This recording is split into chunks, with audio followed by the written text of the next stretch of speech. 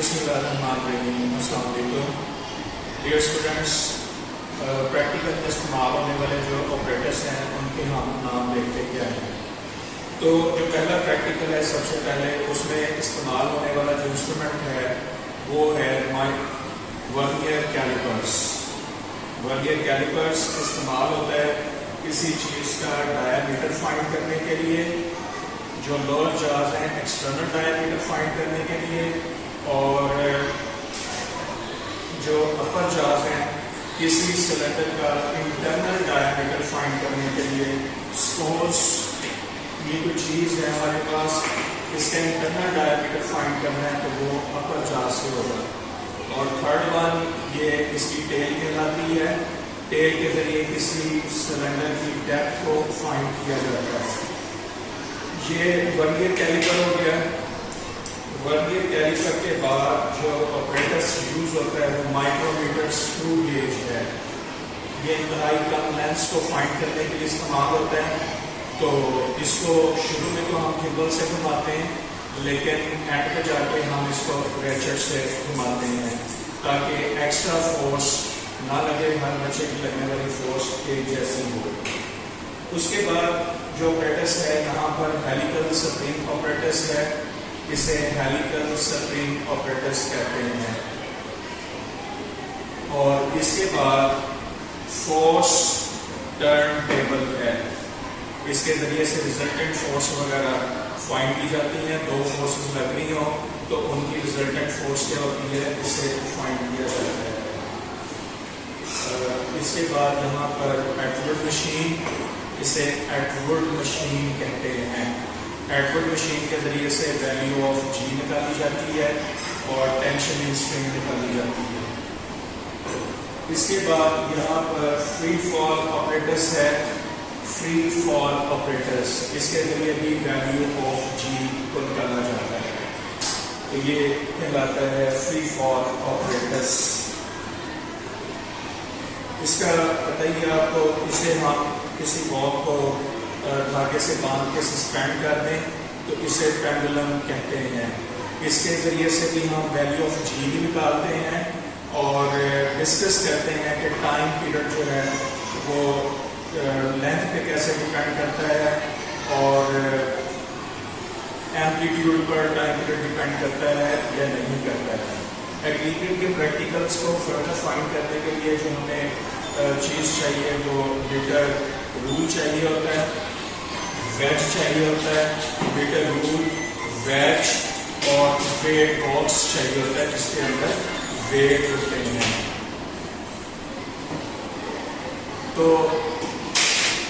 ये एक्लिप्रियम के practical. Next हमारे पास प्रैक्टिकल ऑपरेटर्स है। इसे एंगल आयरन कहते हैं। इसका एक सिरे को हम ऊंचा रखते हैं और दूसरे सिरे को नीचा रखते हैं।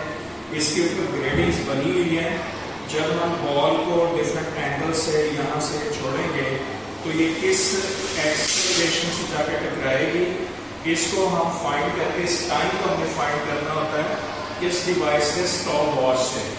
जब हमने इसको यहाँ से छोड़ना है, रिलीज करना है, वो टाइम स्टार्ट हो जाएगा और जब जाके टकराता है वो टाइम नोट करना है, लास्ट वाला स्टार्टिंग और एंडिंग टाइम। तो फिर फार्मूला अप्लाई करके हम एक्सेलरेशन बॉल का फाइंड करते हैं। तो ये 9 के प्रैक्टिकल्स का ऑपरेटर्स हो गया। इसके बाद 10 के, अच्छा ये एक स्प्रिंग बैलेंस भी है, 9 में इस्तेमाल होता है। एक्लिप्रियम के प्रैक्टिकल्स में ही स्प्रिंग बैलेंस कहते हैं इसको। नेक्स्ट 10 के प्रैक्टिकल्स में सबसे पहले जो आता है वो लाइट से रिलेटेड प्रैक्टिकल्स हैं। इसमें ऑपरेटर्स इस्तेमाल होता है। ये ग्लास स्लैब इस्तेमाल की जाती है रिफ्रैक्शन लॉस को वेरीफाई करने के लिए। प्रिज्म के दो प्रैक्टिकल्स हैं, एंगल ऑफ डेविएशन और क्रिटिकल एंगल फाइंड करने के लिए। उसके बाद फिर दो मिरर हैं यहाँ पर, एक कन्वेक्स मिरर और एक कनकेव मिरर। इसी तरह से दो लेंस होते हैं, कन्वेक्स लेंस और कनकेव लेंस। कन्वेक्स लेंस ज़्यादा इस्तेमाल होता है। नीडल्स के जरिए से हमने ये नीडल्स और ये कन्वेक्स लेंस, इनकी मदद से हम इसकी फोकल लेंथ को फाइंड करते हैं कन्वेक्स लेंस की। कन्वेक्स लेंस को मैग्नीफाइंग ग्लास भी कहते हैं। ये मैग्नीफाइंग ग्लास के तौर पर हम घरों में इसका इस्तेमाल करते हैं, डॉक्टर्स इसका इस्तेमाल करते हैं। तो ये कन्वेक्स लेंस भी मैग्नीफाइंग ग्लास के तौर पर इस्तेमाल होता है। 10th के प्रैक्टिकल में प्रैक्टिकल होता है टेलीस्कोप को एडजस्ट करना। तो इसमें कुछ भी नहीं करना होता, आपने इधर से इसको मूव करते रहना है कि सामने जो इमेज है वो क्लियर और मैग्नीफाई नजर आए। जस्ट आपने यहाँ से व्यू करना है और इस नॉब को मूव करते रहना है। इतना मूव करना है कि वो इमेज जो सामने ऑब्जेक्ट होगा उसका इमेज मैग्नीफाइड और क्लियर हो जाए। इसके बाद हमारे पास इलेक्ट्रिसिटी से रिलेटेड प्रैक्टिकल्स होते हैं 10th में, जिसमें ये रेजिस्टेंस बॉक्स इस्तेमाल होता है, जिसमें ये रियोस्टेट इस्तेमाल होता है।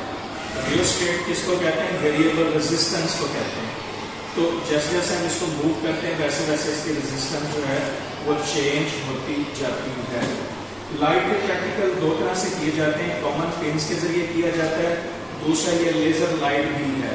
हम लेजर लाइट के जरिए से भी कॉमन पिन्स की जगह पर लेजर लाइट को इस्तेमाल करके भी ये प्रैक्टिकल्स परफॉर्म कर सकते हैं।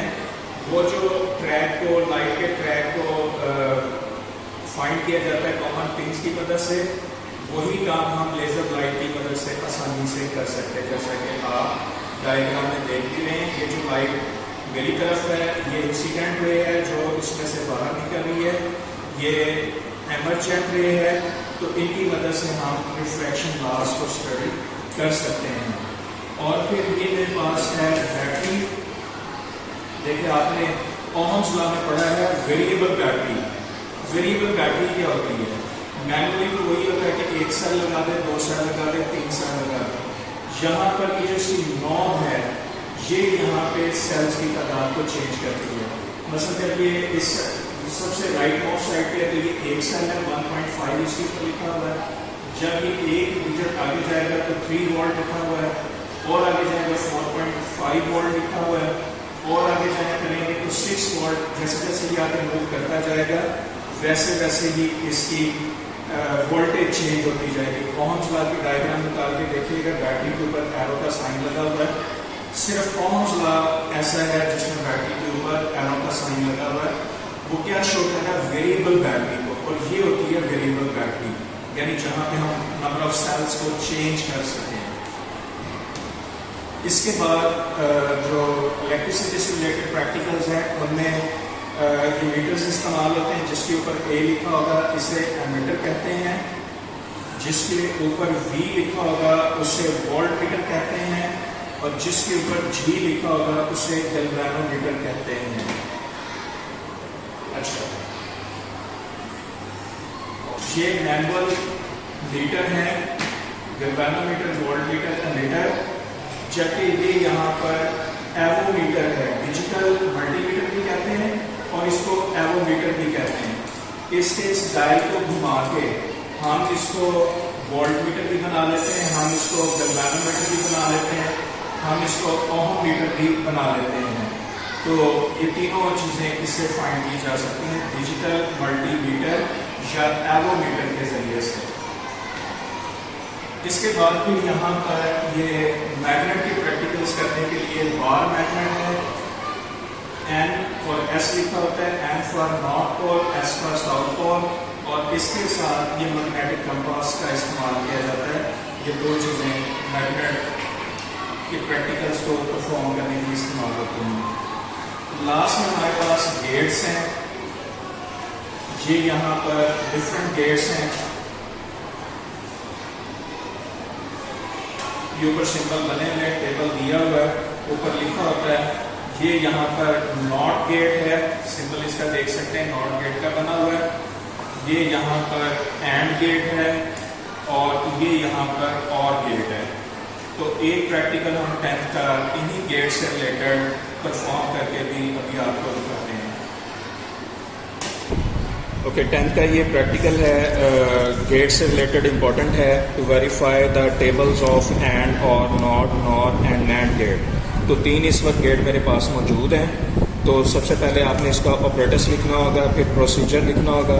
ये डायग्राम आप बनाएंगे, साथ इसके ट्रूथ टेबल बनाएंगे, और अंदर वैल्यूज़ आपने राइट करनी है। तो इन वैल्यूज़ को हम यहाँ वेरीफाई करते हैं। ये हमारे पास ऑपरेटर्स है। तो ये अगेन मेरे पास ये वेरिएबल बैटरी है। इस बैटरी को अगर मैं 1 या 2 सेल पे एडजस्ट करूँगा तो ये नहीं चलेगा। इसको कम अज़ कम भी 6 वोल्ट पे एडजस्ट करेंगे। अब ये एडजस्ट होगी 6 वोल्ट पे। रेड का मतलब है रेड के साथ कनेक्ट करना, उल्टे कनेक्शन नहीं जोड़ने। और ब्लैक का मतलब है ब्लैक के साथ कनेक्ट करना। ये लाइट ऑन हो गई है, देखें पहले ये ऑफ थी, ये ऑन हो गई है। इस ऑन होने का मतलब ये है कि अब ये काम करने के काबिल हो गया, अब ये ऑपरेटिव है। देखें ये यहाँ पर 2 स्विचेस हैं, ये आउटपुट है जो यहाँ पे आना। ये दोनों स्विचेस इस वक्त 0 की स्टेट में हैं, तो आउटपुट भी क्या है 0 है। अब मैं इसको 1 करता हूँ और ये 0 है, तो आउटपुट क्या आ रही है 0 आ रही है। अब ये 0 की स्टेट में, इसे मैं 1 करता हूँ, आउटपुट अब भी 0 आ रही है। जब ये दोनों 1 1 होंगे, ये भी और ये भी, तो आउटपुट देखें क्या आ गई 1 आ गई। यानी ये डेफिनेशन भी बनती है कि एंड गेट क्या है या एंड लॉजिक क्या है। तो एंड गेट वो गेट होता है जिसमें तमाम इनपुट्स जब 1 की स्टेट में हो तो सिर्फ आउटपुट 1 होती है। अगर दोनों या कोई एक 1 की स्टेट में हो तो आउटपुट 0 होती है।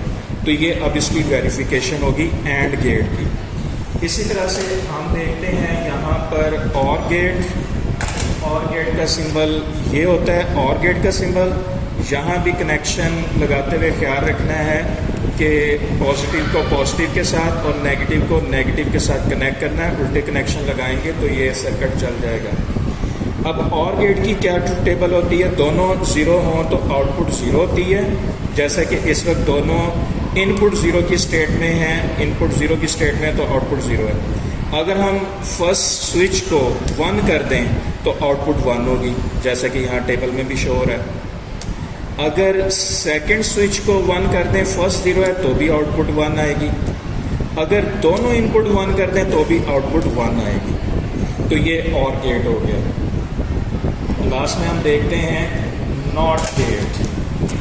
नॉट गेट का प्रैक्टिकल भी निकाल लेते हैं। ये नॉट गेट है और ये हमारे पास नॉट गेट का सर्किट है। ये देख सकते हैं इसके ऊपर नॉट गेट का सिंबल बना हुआ है।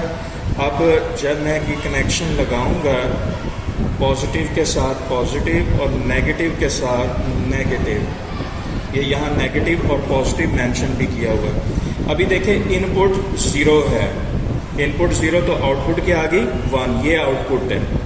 अब जब मैं इनपुट को 1 करूँगा, ये इनपुट 1 की, तो आउटपुट क्या होगी 0 हो गई। ये दोबारा देखें तो नॉट गेट क्या होता है, जो गिवन इनपुट की वैल्यू को इन्वर्ट कर दे, कॉम्प्लीमेंट कर दे, ऑपोजिट कर दे। तो ये बच्चों 10th के 3 प्रैक्टिकल एक तरह से हमने परफॉर्म किए हैं। इनमें आपने यही प्रोसीजर, सबसे पहले ऑपरेटर्स, फिर प्रोसीजर, डायग्राम और ये टेबल आपने बनाना होगा जो लिखने में काम करना है। अल्लाह हाफिज़।